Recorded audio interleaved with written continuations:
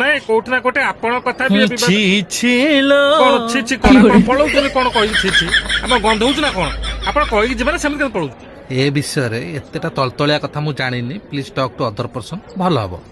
ନାଇଁ ସୋସିଆଲ ମିଡିଆରେ ତ ଏମିତି ସବୁ ପାଡୁଛି କି ଏଇଠି? ସେ ଆମ ପିଲା ଯୋଉ ସୋସିଆଲ ମିଡିଆରେ ତ ଏମିତି ସବୁ ଚାଲିଛି ଆପଣ କଣ କହିବେ ଏ ବିଷୟରେ?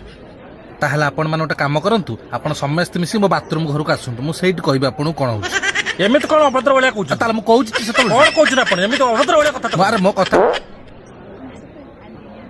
ପୁଣି ପାଡ଼ିଲି ନା? ଆରେ ସାରେ କଣ ମୁଣ୍ଡ କରୁଛୁ? ଆରେ ମୁଁ କଣ କହୁଛି ଏଟା କଥାଟା ବୁଝୁନ। ଏତେ କଣ୍ଟ୍ରୋଭର୍ସିଆଲ ଆପଣ ତ କିଛି କହିବେ ନା?